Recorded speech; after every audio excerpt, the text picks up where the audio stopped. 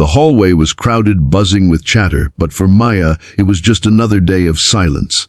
She walked with her head down, clutching her books close to her chest. She wasn't loud, she wasn't flashy, she was the kind of girl who blended into the background, and that unfortunately made her a target.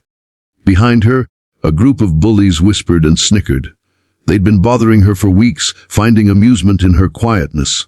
To them, silence meant weakness, and when she reached the stairwell that day, they decided to prove their power. With one cruel shove, Maya stumbled forward, tumbling down several steps before catching herself against the railing. Her books scattered everywhere. The hallway filled with laughter. "Look at her. Can't even walk straight," one of the boys shouted. The others cackled, their cruelty echoing through the corridor. Maya stayed on the ground for a moment, her knees aching, her palms scraped raw.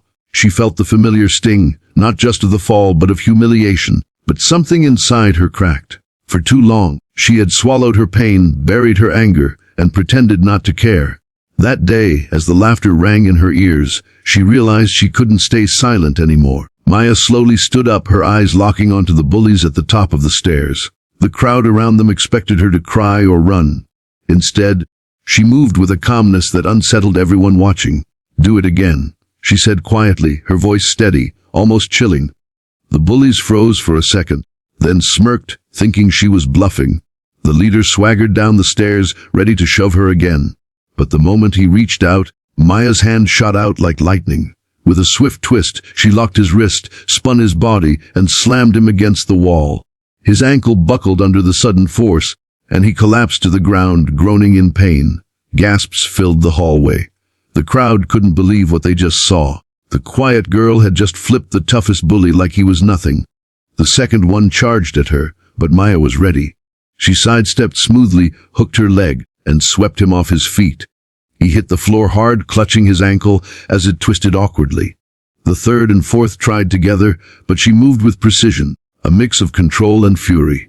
Within seconds, both of them were on the ground, ankles twisted, begging her to stop. The laughter was gone now. Silence filled the hallway. Every student watching realized they weren't seeing the same Maya anymore. She wasn't weak. She wasn't helpless. She was fire contained in silence, and once unleashed, unstoppable. The bullies whimpered, their arrogance shattered. "Please, we're sorry!" one of them cried, his voice shaking. Maya looked down at them, her breathing steady. She didn't kick them again. She didn't need to. The point was made. Teachers rushed in, shocked at the scene. They pulled the injured boys aside, but the damage was done. The reign of those bullies was over. And Maya, she simply picked up her books, her head held high, and walked away without another word. That night, as she sat by her window, Maya reflected on everything. She hadn't wanted violence. She never wanted to fight. But sometimes, when people push you to the edge, you find strength you didn't know you had. Her silence wasn't weakness. It was power waiting for the right moment. The next day, whispers spread through the school. Students looked at her differently, not with mockery, but with respect. Some even approached her, thanking her for standing up to the boys who had tormented them too. From that day on, Maya was no longer the quiet girl people pushed around.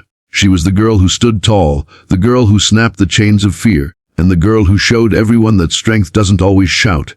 It waits, it endures, and when the time comes, it roars. And in the end, her victory wasn't just the bullies on the floor. Her real triumph was reclaiming her voice, her dignity, and showing everyone that no one, not even the loudest bully, could silence her spirit again. The school bell rang and students poured into the hallways like a river. Laughter, footsteps, and chatter filled the air. But amid the chaos walked Maya, silent, small, and unnoticed. She kept her head down, hugging her books as if they were a shield. She wasn't the kind of girl who liked attention.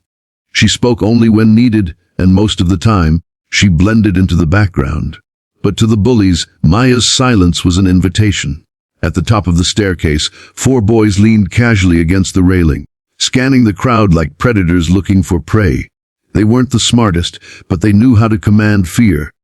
And when they spotted Maya, their eyes lit up with cruel amusement. "There she is," one of them whispered. "The little ghost girl?" The leader smirked. "Perfect. Watch this." As Maya reached the stairs, one of the boys stepped forward. With a quick shove, he pushed her shoulder. She stumbled, tumbling down several steps before catching herself against the cold metal railing. Her books scattered, pages fluttering like broken wings across the floor. The hallway erupted with laughter. "Look at her," the leader sneered. "She can't even walk downstairs." Students chuckled nervously. Some looked away, ashamed, but none dared to interfere. Maya's knees throbbed. Her palms were raw from scraping against the railing. She stayed there for a moment, trembling, not from fear, but from something deeper, something she had buried for far too long. The bullies expected her to cry. They expected her to run. But instead, Maya slowly rose to her feet. Her hair fell in front of her face, and when she pushed it back, her eyes burned with a fire no one had ever seen in her before. "Do it again," she said softly.